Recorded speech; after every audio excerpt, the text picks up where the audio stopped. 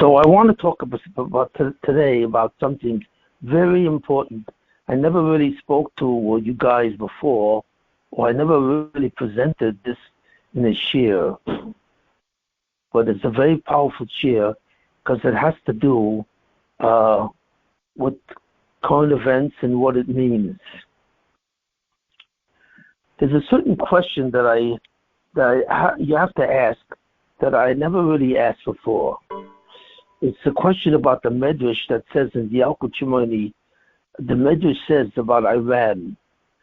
So what the Medrash says is that at the end of time, Iran will threaten Eretz Israel and will also threaten the world. And what will happen is that it will threaten the Arabs, and the Arabs will consult with America, Edom, and then the Arabs will, not the Arabs, it says Persia, Iran, will therefore fight with the whole world. But, so the interesting thing is that there's a Medrash that says that there will be a change at the end. In other words, the main enemy of Israel will no longer be the Arabs. It would be Iran, Persia. So the real question is, what exactly is the Medrash saying to us? I mean, the Medrash is saying to us that the real enemy of Israel will change and will no longer be the Arabs, it will be Iran. And what the Medrash says is that there's something different about Iran from all the Arab enemies. Because when Iran becomes the central enemy of Israel, what will happen is, it says that the Jews will be afraid. They will actually have a fear of Iran, and that means, could you please quiet down your phone? So what it says is that Iran will actually make Israel afraid. And what does that mean? Israel will begin to have an existential fear of Iran. That means that even though the Arabs have always made Israel very uncomfortable, but they've never made Israel afraid, which means that Israel always had deterrence, that the Arabs are always afraid of Israel and were very impressed with the Israeli army. So therefore, the Jews were never afraid. But when Iran becomes the central enemy of Israel, the Jews will suddenly become afraid. So first of all, when I looked at the situation in Israel up to now, and I looked at that, and I saw that Israel is not afraid. They're confident and so on. So they're not afraid. So what does that mean, that the Iran will make Israel afraid? That's number one. And number two, what's the chiddush? What's the new idea that this Medrash is really presenting? Why? Because what's the difference? Who's the enemy of Israel, or how many enemies Israel has? Why does the Medrash have to tell us that there will come a time when Iran will become the enemy of Israel? For what purpose does the Medrash exist? Now, what the Medrash says is two things. The Medrash says that, first of all, when Iran becomes the basic enemy of Israel, Israel will suddenly become existentially afraid. They will be afraid that they will be overrun and destroyed. That's number one. And then the Medrash also says that what God says, why are you afraid? Hinei bo'or shas kulaschem. This is the hour of your redemption. So God tells the Jews that when Iran becomes the central enemy of Israel, this will be the last golus of Eretz Israel. And right after this, the Mashiach will come. It will be the Geula. So therefore, what the Medrash is saying, which was written 1,000 years ago, that the last enemy of Israel will be Iran. And when they become the enemy, number one, Israel will become fearful. And number two, it's the last enemy. The Geula is right after that. So what's the meaning of this? Why is it that Iran has the capacity to make Israel afraid, and so on? And what does this have to do with the Geula? What's the reason for it? Of course, the Medrash does not explain itself, and I've never seen any explanation that really explains this. Nobody explains this at all, but people do take it down, and so on. So what I would like to explain this year is the real meaning of this Medrash. What exactly is it saying? And what it's saying, in my mind, is good news, tremendous news.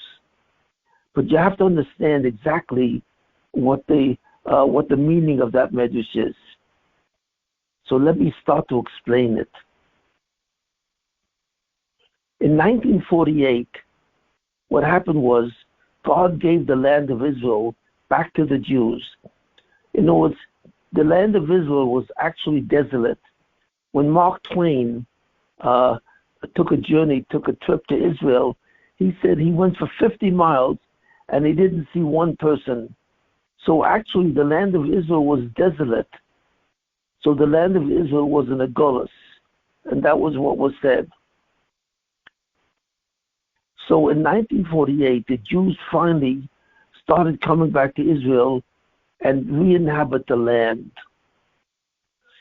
So I believe there was a certain conversation that existed between God and the Sultan. The Sultan is the Satan, the Makaprid, the accusing angel, who's always looking at Klal Yisrael to see whether or not they're worthy of the Geula and they're worthy of Mashiach. So the Sultan, I believe that there was a certain conversation that took place, and this is it. The Sultan said to God, I see that you're bringing back the land of Israel and you're giving it to the Jews. That means you're starting the Geula. So God said to the Sultan, yes, so what's wrong with that? So the Sultan said to God, the Jews don't deserve it. They don't deserve it. And even though they just passed by World War II, and they were killed in many numbers, but they still have the tremendous hate of Sinat Chinam, the way they treat each other and so on, and they don't really deserve the Geula. So God said, you're right. What you're saying is true, and I'm going to make a deal with you. That if you allow me, because of the Ketugim, if you are able to overlook the Ketugim against the Jewish people and allow the Jewish people to go back to the land of Israel, I will give you something in exchange. I will let the land of Israel be governed by the Erevav.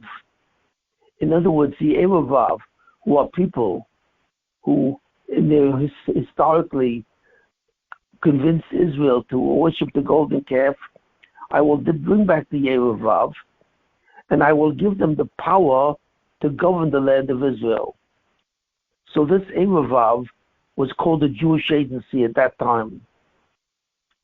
And the Sultan thought it over and said, okay, I accept the deal. Why? Why did God have to do that? Because the Jews don't deserve the land of Israel. You see it, and so on. So by God saying, I'll allow the Erevav to be the land of Israel, to be the government of Israel, the Sultan was satisfied. Why? Because he saw that when the government of Israel is controlled by the Erevav, and so who are secular Jews that hate any kind of Kedusha and will do everything to prevent Eretz Yisrael from becoming Zion, where the Shekhinah comes back, they will do everything to prevent this. So the Sultan said, well, that's good. That's what I want. In other words, because with these people, as the leading people who will govern Israel, the Jews will never be able to build the Beis HaMikdash and to have the Geula. Why? Because the Erevav will not permit it. They will always be against it. So that's what God did. There was a deal made between the Sultan, the accusing angel, and the Erevav, and God, where even though the Jews can go back to Israel and live there and develop the country, but the government of Israel will be determined by the Erevav, and by also the military. The military will be controlled by the Erev Vav. So therefore, the power to run Eretz Yisrael will be given to the Erev Vav. They will have complete control. And the party that governed Israel from the beginning was the Labour Party, which was filled with atheists and communists and so on and so forth. And these were really the government of Israel. And this was the deal. So we see a very important thing, a principle. When God gives you something that you don't deserve, he still has to satisfy the accusation. In other words, God does not overrule din, judgment. And when the judgment says that the Jews don't deserve something, God can only give the Jews rachamim only in exchange for some kind of loss. The loss of power, the loss of peace. So therefore, because the Erev Vav controls Israel, there's no possibility of any type of spirituality. And God has to concede that to the accusation of din. Because in other words, Rachamim cannot erase din, judgment. That as long as their judgment's against the Jews, God has to provide an excuse, a reason, and concede something to the Sultan because of these accusations. And that's a fundamental principle. God cannot grant rachamim to the Jewish people unless the Jewish people really sacrifice to certain things.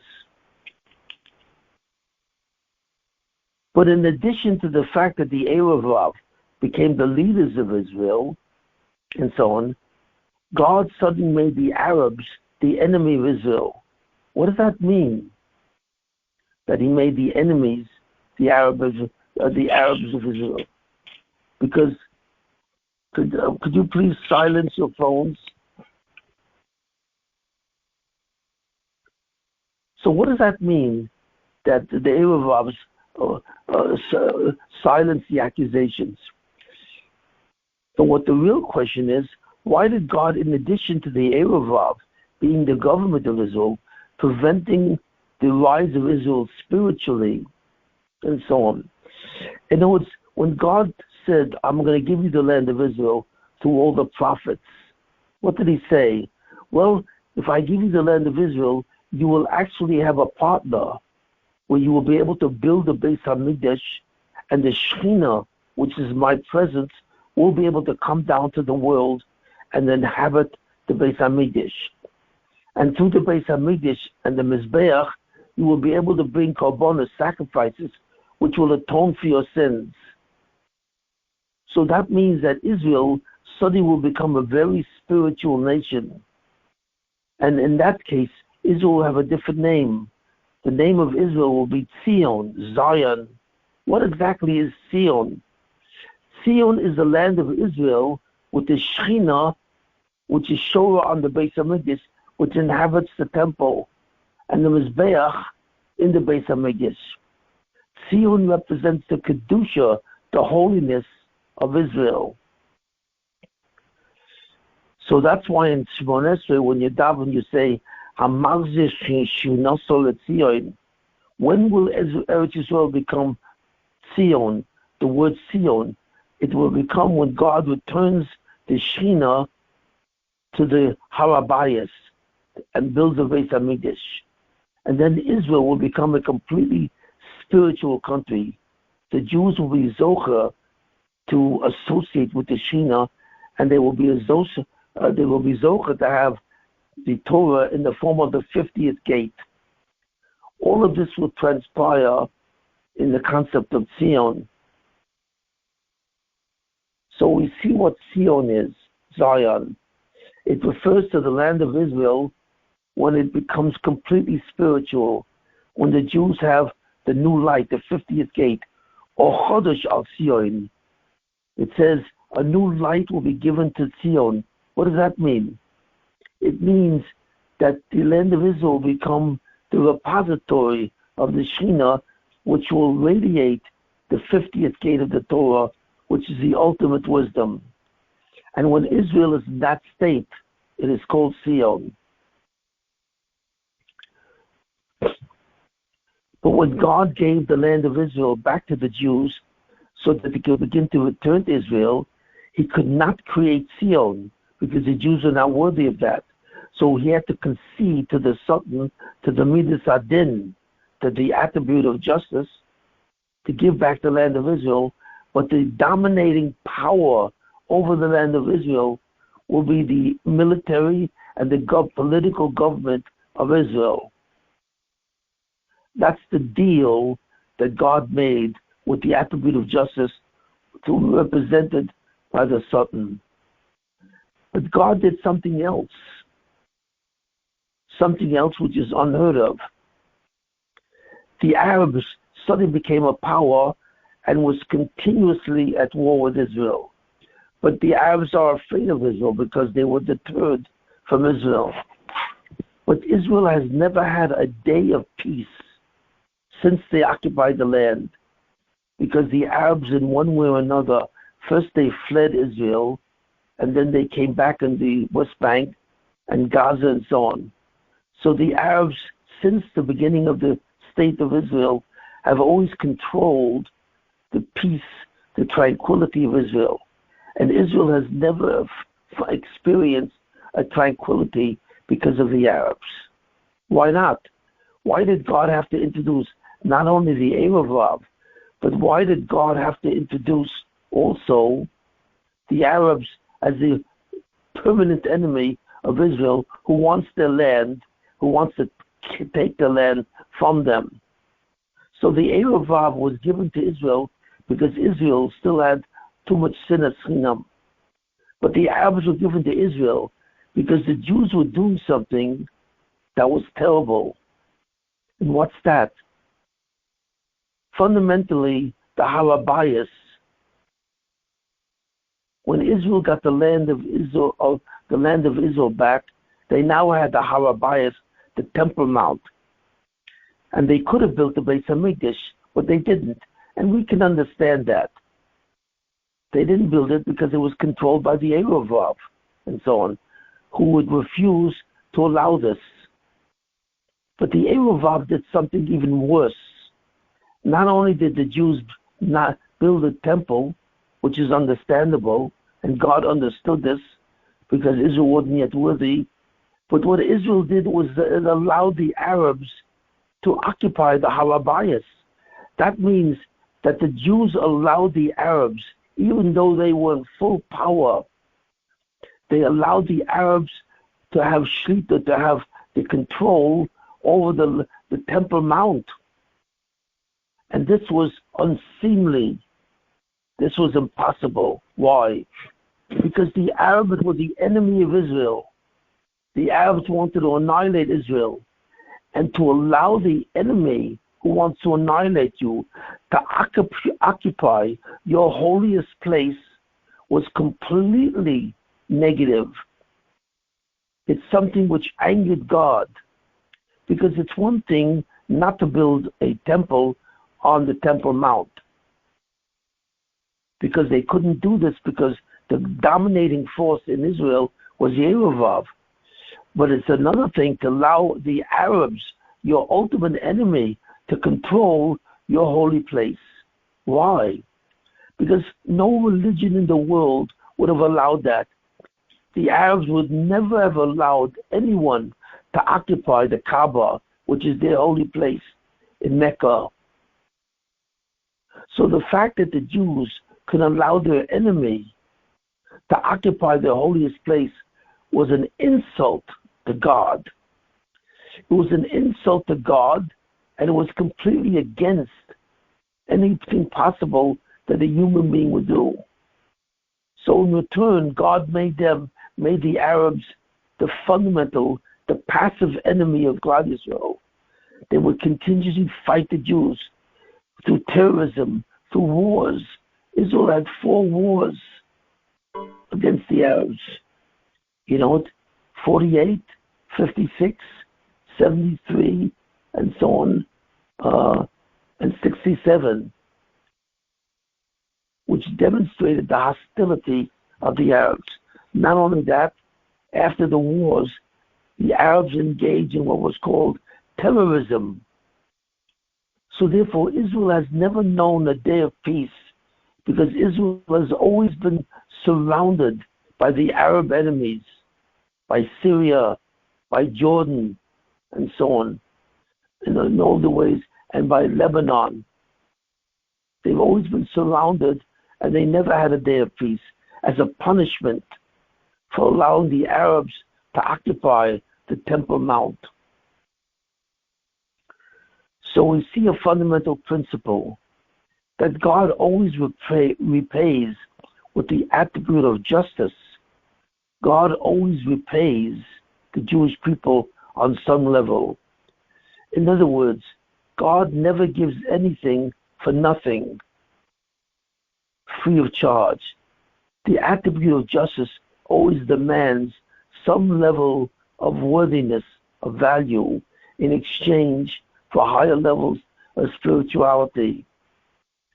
And when you occupy yourself with unspiritual things and with sins, God, the only way that God can have the attribute of what? Of compassion is in some way to compromise with the attribute of justice by making a deal with it. In this case, it makes a deal with the Sultan. And this is fundamentally a principle which happens. You see this principle. So therefore we see the concept that to allow the Jews to have Israel, God had to concede the possibility of the dominant force in Israel will be the military and the political government of the Erev. And to concede the possibility that Israel would have the Temple Mount, and so in the land of Israel, and the sin of allowing the Arabs to occupy the Temple Mount, the compensation or the deal that God had to make this Sultan was another deal where now the Arabs will always fight Israel and so on. So even though there's a deterrence that they actually fight in terms of a war and in terms of terrorism, but they're never allowed to really make the Jews afraid. So the Jews always had confidence in their military that they can handle this thing. But the punishment of the Jews is that they would never have any peace.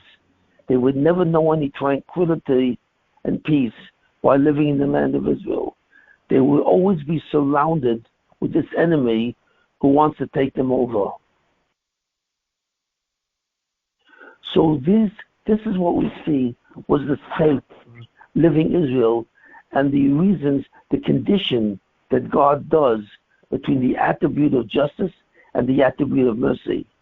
This is the deal that God made with the Sultan to allow the Jews to have the land of Israel.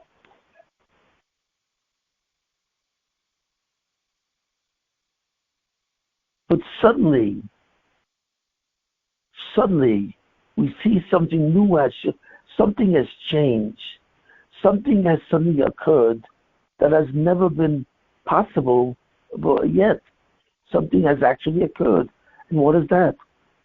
We see that the Arabs, in effect, the Arabs have lost their fear of Israel. In other words, Israel does not deter the Arabs, because to deter your enemy doesn't mean to prevent them from invading you, but what it means that the enemy will be afraid to invade you. That's what real deterrence is. It prevents the possibility where your enemy will consider the eventuality where he will suddenly invade you. And Israel has always had this deterrence from the Arabs. For the first time, we see that this no longer exists. As of October 7th, the Arabs suddenly, ruthlessly and mercilessly invaded Israel without fear. They walked into the land of Israel with the intent to kill every Jew that they saw. And they would have gone on. It's an actual miracle that on October 7th, the Arabs stopped by Gaza and they only destroyed the communities near Gaza. But the real intent of the Arabs was to go on to Beersheba. They wanted to go on to Tel Aviv. They wanted to really continue the invasion so that gradually they would take over the land of Israel. And they were stopped. They were stopped at the location of Gaza. But we see that in order for the Arabs to do this, they had to lose their fear of the power of Israel, their fear of the power of the Israeli army, the IDF. And we saw that on October 7th, they actually acted as if they lost their fear. So that's what we see. We see a very interesting phenomena, that even though the Arabs were always the enemy of Israel, but now the Arabs would no longer be afraid of Israel, afraid to attack. Israel lost its deterrence. But not only that, we see something much more profound. We see that now Israel is in a state of war, which has never been in a continuous state. It used to be that the Arabs sometimes would go to war with Israel. But this was not chronic. This was not all the time. This was only sometimes. And even the terrorism would always be there, but it was always isolated and it was located in certain places. But there was never a situation where the Arabs were chronically at war with Israel. And now we see that that's exactly what's happening. For example, Hezbollah, you see it. Every day that goes on, Hezbollah shoots out rockets and drones to Israel in the north, to such an extent that the whole north has vacated the north of Israel. Over 100,000 Israelis had to leave their towns and their villages, like Kiryat Shmona, like the town very much in the north. Kiryat Shmona is actually empty because all the Israelis who used to live there left. And so did all the Israelis in the entire north, basically has left to a large extent. And where did they go? So they came further south into hotel rooms. That's right. The Israeli population who used to live in the north, in the far north, near Lebanon, no longer lives there. They are living in hotel rooms. They are temporarily housed in hotel rooms. So why? Because they're afraid to come back in the north. In fact, all the Israelis who left the north don't want to go back. They say, we can't go back. Why? Because Hezbollah, which is located in Lebanon, which is stationed in Lebanon, is continuously sending rockets and drones to all the cities. Every day you read you see in the newspapers, or you see on WhatsApp or whatever have you see online that they're being attacked by Hezbollah. Not only that, there's always the fear that Hezbollah will finally attack them with the missiles that they have. And it is known that Hezbollah has 150,000 missiles, which are precise and can attack all of Israel. They haven't unleashed their missile force, but they have that a possibility. So the Jews tell the Israeli government, we don't want to go back north, because the north is an area of conflict on a continuous basis. The same thing with the West Bank. The West Bank now is continuously rebelling against the Jews. And Gaza, of course, with Hamas, is continuously rebelling against the Jews. There is now a total war between Israel and Gaza, against Israel and against Hamas. So what we see is something that has never occurred in Israel. Whereas before... Guys are open tomorrow, right? Okay. Okay, awesome, thanks. So what we see is that Israel is now continuously confronted with a military situation, with a war against the Arabs. But these are not simply Arabs. All of these wars of Hezbollah, Hamas, and the West Bank, Who's the sponsor of all these wars? The sponsor of all these wars is Iran. And Hezbollah and Hamas and the West Bank are now proxies. They represent the power of Iran. Iran is the country that controls them. So the Midrash is saying something new. What? The Midrash is telling us something new has changed in Israel. God has simply upped the ante, whereas before the Arab enemy simply created a discomfort for the Jews. But now the Arab army, as a proxy for Iran, is actually what? Has now chronically gone to war with Israel without fear. So what we see is something completely new. And what is that? Is that the atmosphere of discomfort which the Jews used to feel has now turned into what? Fear. Fear of annihilation. It's an existential fear where the Jews are now afraid of their very existence. So what does this mean? Well, you look at the land of Israel now, and you see what it means. Tourism has almost disappeared. The whole tourist industry has almost gone because nobody really is going to the land of Israel anymore. Their economy has completely gone down. Prices of everything have shot up. So therefore, the ability to live in Israel comfortably is gone. Israel is a country in a state of war. And that state of war does not end. It's chronic. It's continuous. So Israel has gone from a state of discomfort or passive resistance to the Arab to an active resistance of the Arabs. Why? Because now the Arabs are under the control of Iran. So therefore we see that the Medrash is telling us something very powerful, that God has increased the suffering of the Israelis. That's right. He has upped the ante. He has increased the suffering, whereas before he used to punish the Jews. How? Because they had the Erev as the government, these Jews who are secular, totally secular, and want to control it. So therefore he's made Israel the victim of the Erev. In addition, God has changed the whole situation with the Arabs under the domination of Iran to remove deterrence and to put Israel in a chronic state of war. So Israel is really suffering tremendously. And this is what the Medrash says. There will come a time when the state of discomfort will transform and convert to a state of fear.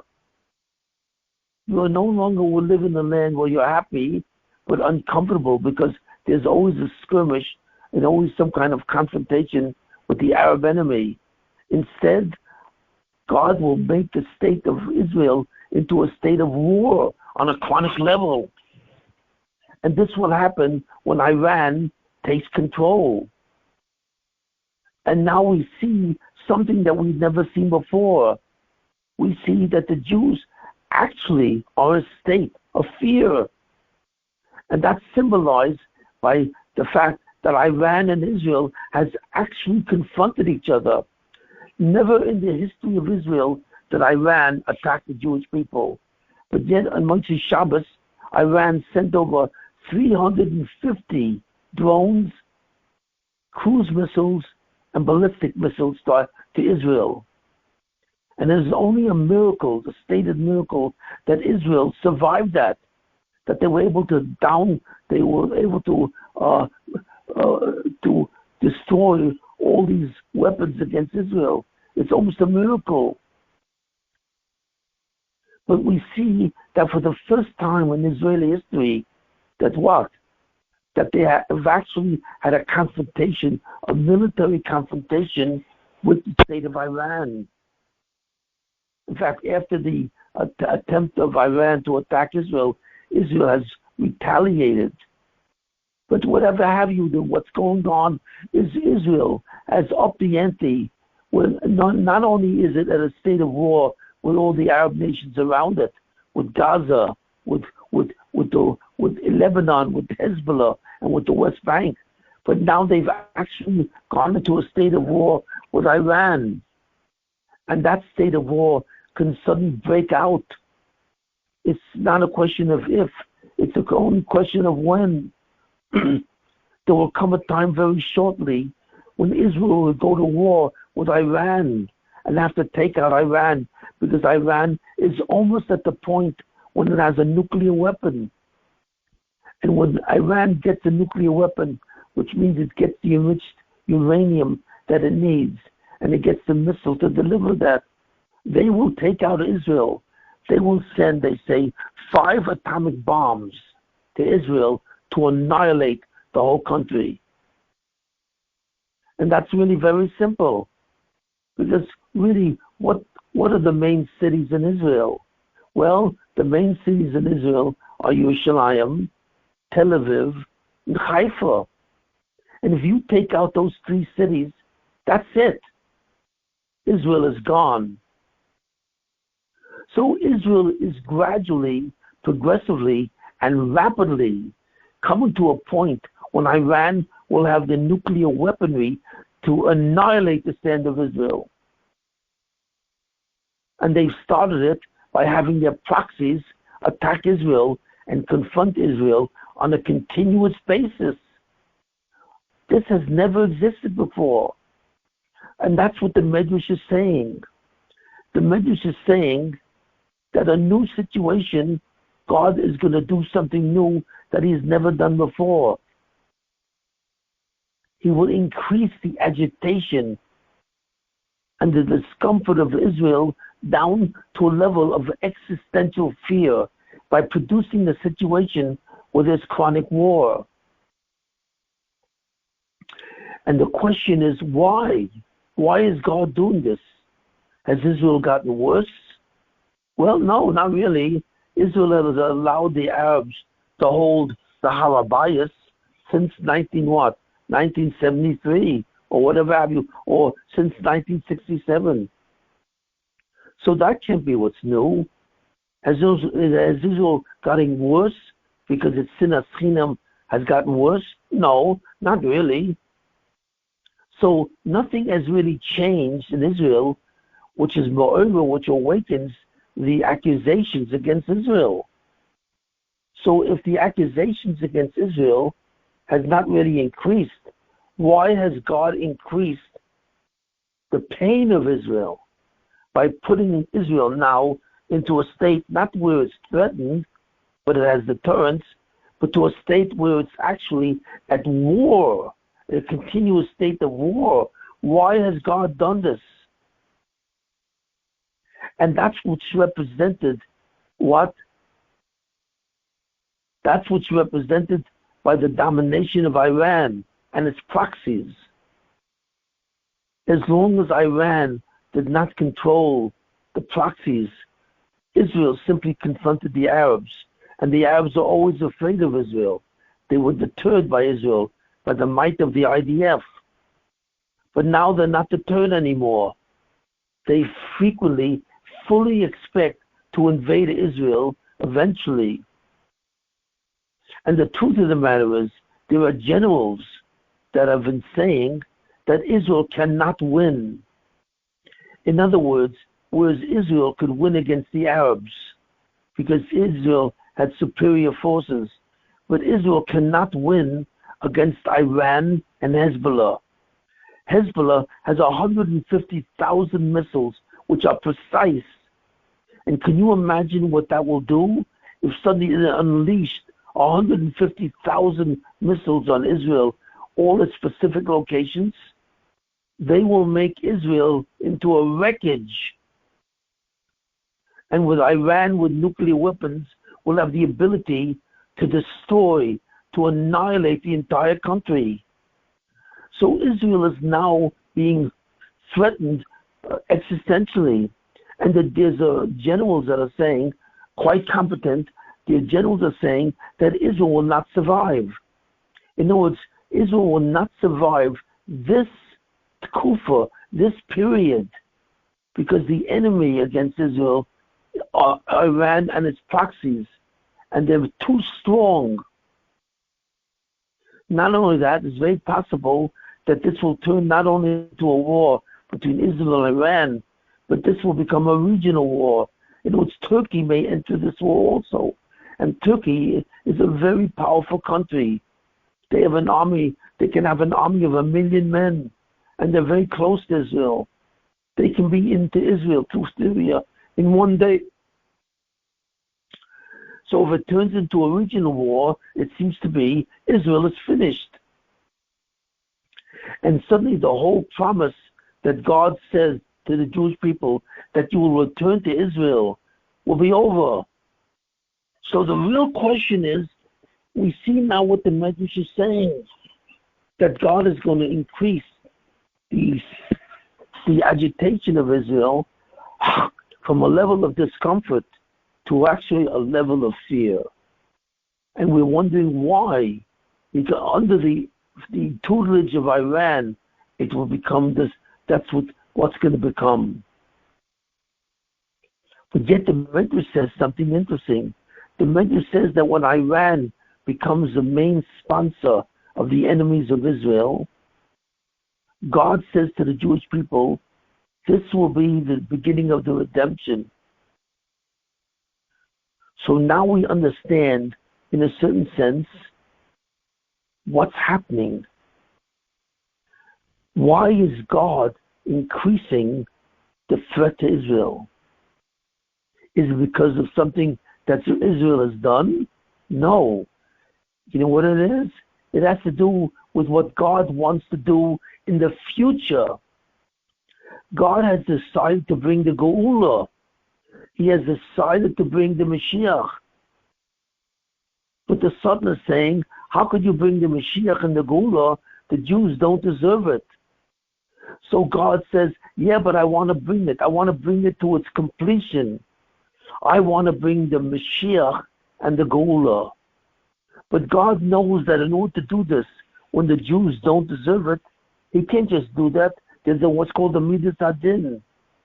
He has to make a deal with the Midas Hadin. And the deal that he has to make with the Midas Hadin has to be sufficient to allow him to give Israel the Geula. So what did God say? Well, in order to do that, I will have to increase their suffering. In other words, I will have to take them from a state of discomfort where the Arabs are deterred by the Jews, and I will have to make them to a state where they're in a state of fear, existential fear. When they are afraid, they are constantly and chronically at war, and there's a very real possibility that they will lose. I will have to up the ante in order to allow the possibility of the Geula to take place. So now we begin to understand what the Medrash is saying. The Medrash is saying something very, very powerful. That God will someday change the enemy of Israel from the Arabs to the Iranians with their proxy. And why would he want to do this? Because he's going to up the ante. He's going to increase the agitation of the Jews. Why? So that he can bring the Geula itself. God has already allowed the Jews to live in the land of Israel, but to live in a state of discomfort. But now God wants to bring the Geula, and he has to up the ante. And that's what the Medrash is saying.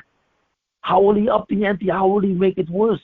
He will make it worse by now making what Iran the enemy, not the Arabs. Because the Jews already have a peace treaty with Jordan. They have a peace treaty with Jordan and so on, and with Egypt. And they are now somewhat in a passive peace with Saudi Arabia. In fact, there's a possibility that Saudi Arabia will make peace with Israel. So therefore, the Arabs and Syria is in a state of civil war. So the Jews don't have to worry about the Arabs anymore. So the one who they have to worry about is now not the Arabs as such alone, But the Iranians, because they want to annihilate Israel, and the Iran has proxies, Hezbollah, Hamas, and so on.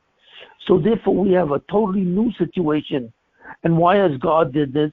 Because when Iran takes over, it's going to put a chronic state of war, where Israel will be in an actual state of war, where it will be attacked by Hezbollah, such that 100,000 Israelis have to leave their homes. And all of Israel is constantly afraid. And finally, we see that actually Iran itself, directly from its own country, sent 350 missiles, ballistic missiles and cruise missiles to Israel to try and annihilate them. And why is this done? Because this kind of sorrow, this kind of agitation of the Jews is a state of actual fear. And this fear will allow Israel to be zoche to the Gula. How do we know this is true? How do we know what I'm saying is true? That the purpose of this situation where Iran controls Israel, how do I know it's true? Because it says in the Medrash that when Iran becomes a leading enemy of Israel, that will be the last enemy that Israel have. After Iran, there will be no more enemies. What does that mean, no more enemies? It means that Israel will have the Geula.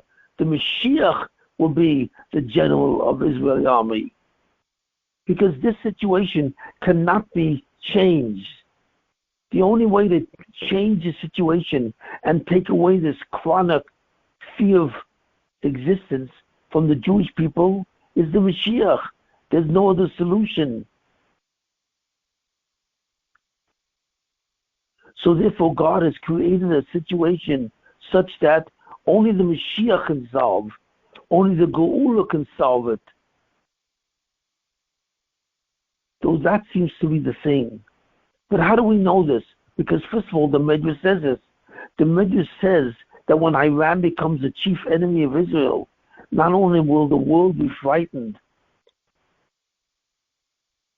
but that Israel will be frightened. And this will be the reason that the Jews will suddenly be zocha with this increased agitation in war for the Geula itself. And how do we see this?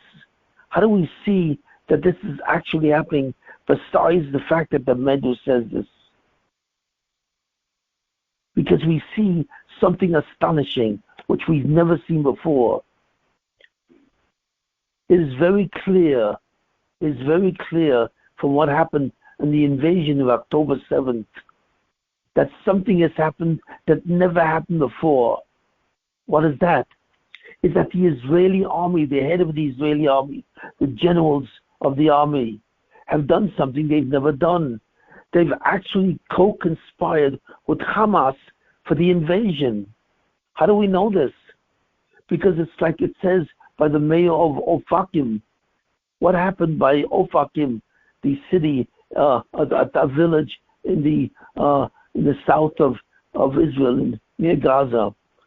It says that on October 7th in the morning, at 7 o'clock in the morning, the mayor called up Gallant, who is the Minister of Defense, and told him that there's an invasion. And he said he would take care of it. A half hour later, the mayor of Ofakim saw that no army was coming. And it would take only 5 minutes for the armed helicopters to go from the West Bank, where they were stationed, to Gaza and stop the invasion. But nothing was happening. So he called Gallant again, and Gallant said, I'll take care of it. But the army didn't actually show up from 7:30 till 2 o'clock in the afternoon. The army did not show up for 7, 8, 9 hours. So this is impossible. Gaza is the most fortified border in the world. And these soldiers at the Gaza border informed the army. The helicopters knew that the Arabs invaded. Everybody knew in the morning at 7:30, 8 o'clock in the morning that the Arabs had invaded, and yet there was no army for many, many hours later, which clearly indicates, and they clearly had this information because the Israelis in the south were sending out messages through the transmissions to the army that there was an invasion, and yet there was no appearance by the army to save them, which indicates that the Israelis knew, the Israeli army and the generals knew that they were being invaded and let it happen. The question is why? Because that was their program to dethrone Netanyahu. Because if they let the Arabs invade Israel and kill many Jews, the people will be furious and put Netanyahu out of office, because Netanyahu was running a right-wing government.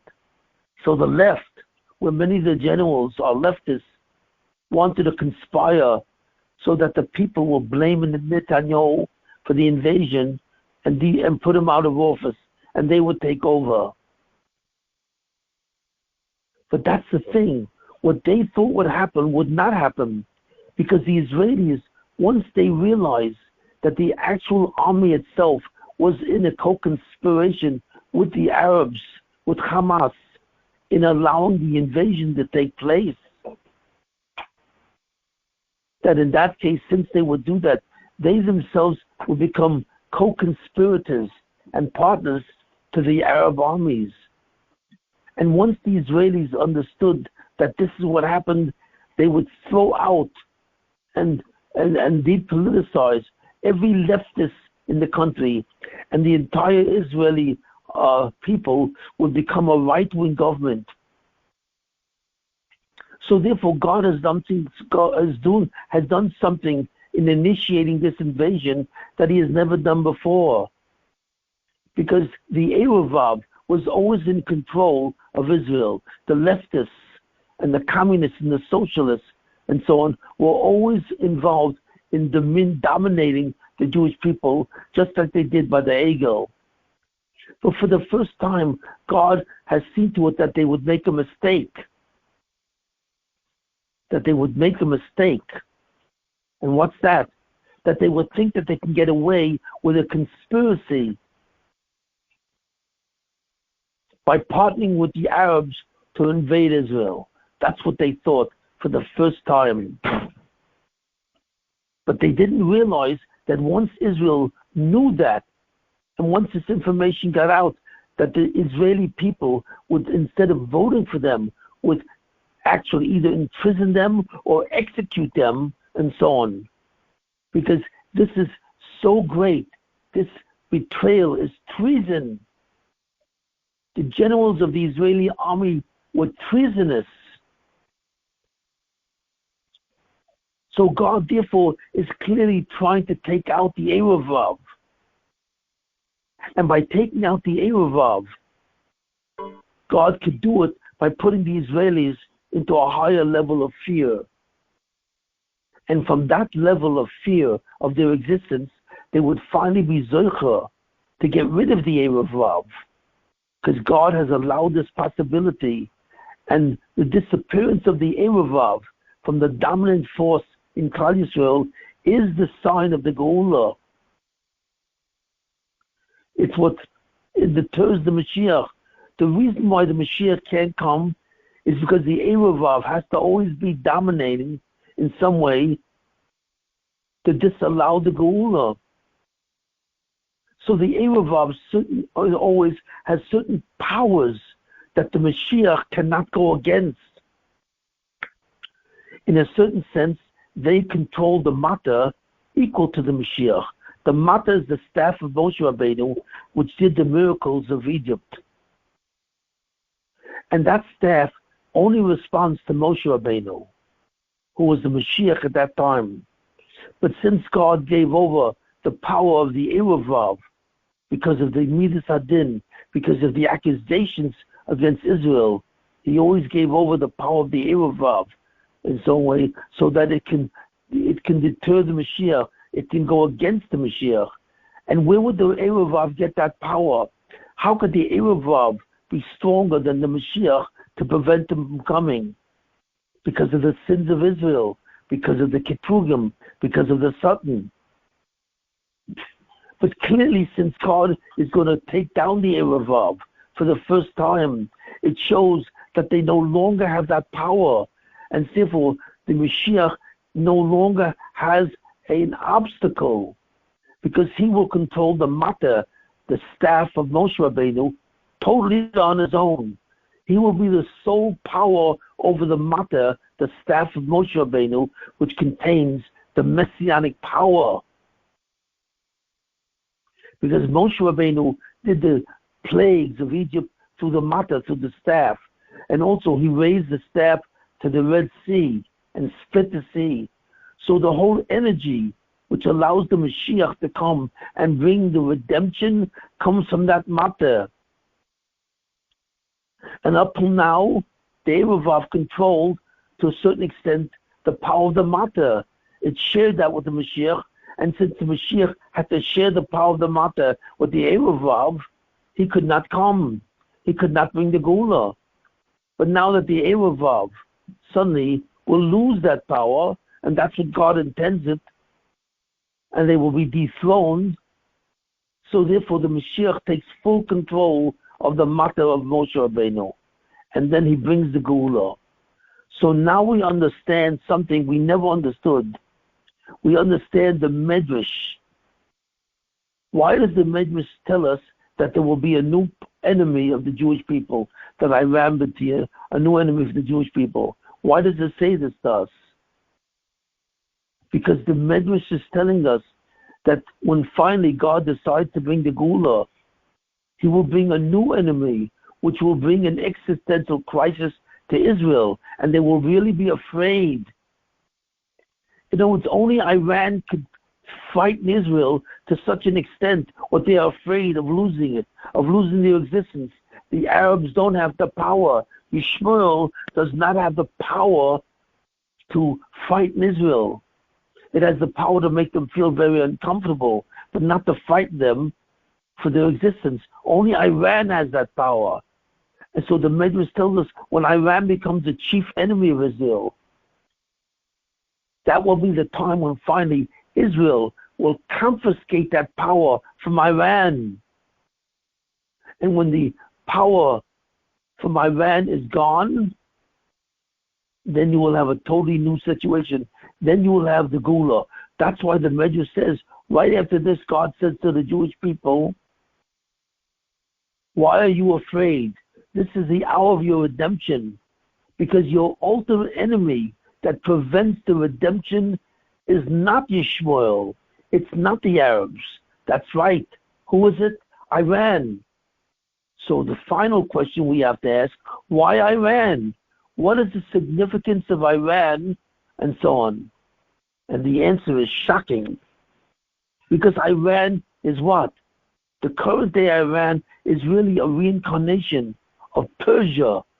And Persia interacted with the Jews when? When was the last time the Jews interacted with Persia? By the story of Purim. If you remember, Achashverosh and Haman planned to annihilate all the Jewish people. They introduced the fear of annihilation to the Jewish people, because the Jewish people defied God and ate at the Suda, at the feast of Achashverosh. So therefore, they were not worthy to have a Beis Hamikdash anymore, because the vessels used at the feast of Achashverosh was from the temple, and the Jews were eating at the feast of Achashverosh in commemoration of the fact that the Jews no longer would ever go back to Israel.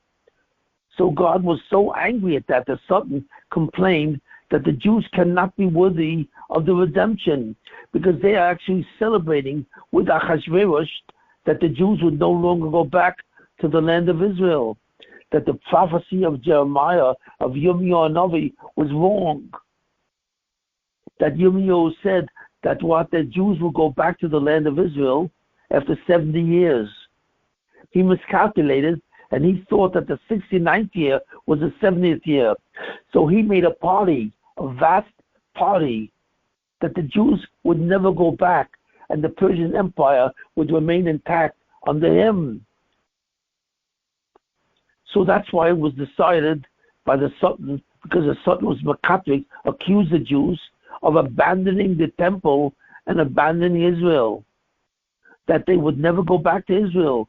So the only deal that God could make with the Sultan at that time was what?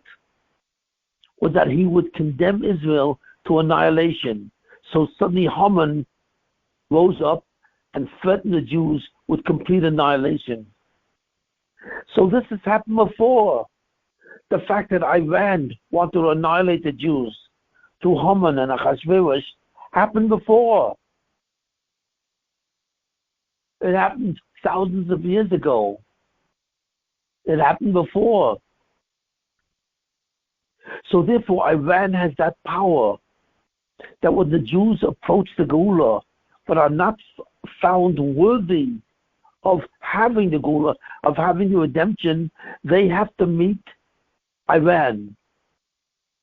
Iran is the one country. Iran is not the country that destroyed the temple. Babylonia was the country that destroyed the temple.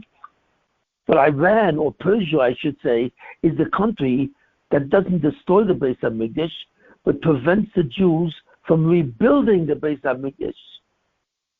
So if the Jews are not worthy to rebuild the temple and to go back to Israel, it is Iran that has the job to annihilate them. Babylonia only has the job, Bavel, under Nebuchadnezzar, only has the job to destroy the temple and to destroy the state of Eretz Yisrael as Zion, where the Shekhinah is on the temple. So Bavel has that power. But the one who has the power to refrain from bringing the Jews back to the land of Israel, to rebuild the temple, is only Iran, Persia. So therefore Persia comes back at the end of time, which is now. The people from Persia and Ahasuerus and all these people come back in a reincarnated form, and they are again attempting to destroy Israel. And just like God saved Israel at that time from Haman and from Ahasuerus, God again will save Israel from the Persians or the Iranians of this time. That's right. The same story of Purim, which occurred thousands of years ago, is happening now. What we are witnessing is the story of Purim, where the Jews are being jeopardized in terms of their existence. And that's why Iran has to come back. And that's what the Medrash is saying. There will come a time at the end of time when again the situation, the confrontation between Iran and the Jewish people will take place. The story of Purim will be reenacted. That Iran and its proxy will make Israel afraid, just like the Jews were afraid in the story of Purim from Haman, who wanted to destroy all the Jews and Ahasuerus. The Jews again will be afraid for their existence. So what we're really undergoing is a reenactment, is a repetition, a historical repetition of the story of Purim. And just like the Jews were saved by God because they did tshuva, and they were saved by God, and the Jews then went back to Israel, Cyrus the Great allowed the Jews to go back to Israel and build what? The temple. So God will allow it now. And what will He allow? He will allow Israel to return to Israel and make Israel into Zion, into Zion, because they will rebuild the temple and restore the Kedusha of Eretz Yisrael. How?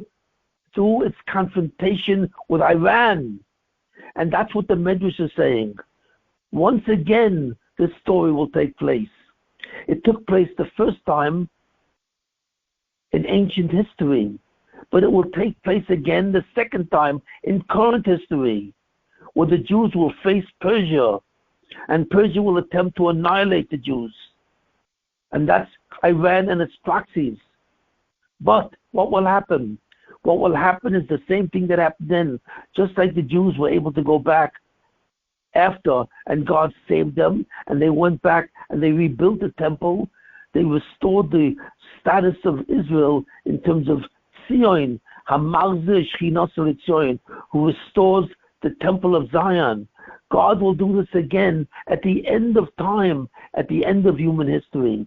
And what will happen? God says to the Jews directly, why are you afraid? This is the story of Purim.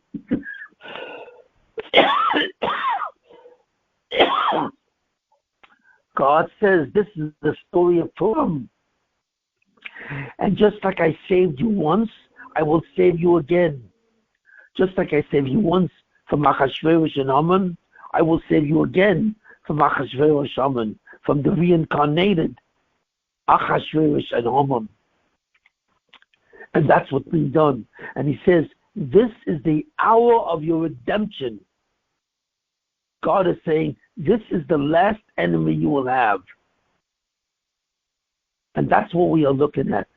So now we understand why the Medrash specifies Iran as the final enemy of the Jewish people. It's the final enemy because only after the confrontation with Persia, and in this case Iran, will God redeem the Jewish people so that they will be able to go back to the temple and rebuild it.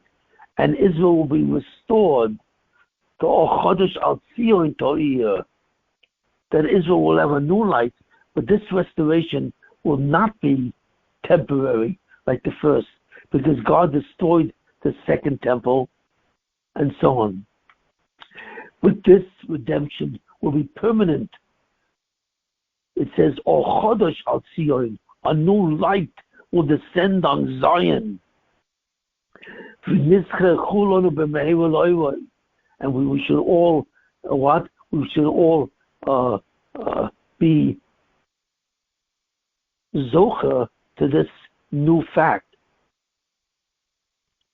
So therefore, what I've explained, I believe, and I've shown exactly how this will take place. This is the reason why we are having a war with Iran and its proxy.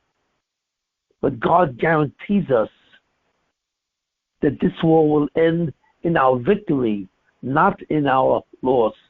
This is the sign of the Gula. So how do we know this is a sign of the Gula? Because God, in this time, will eliminate the Erev Rav.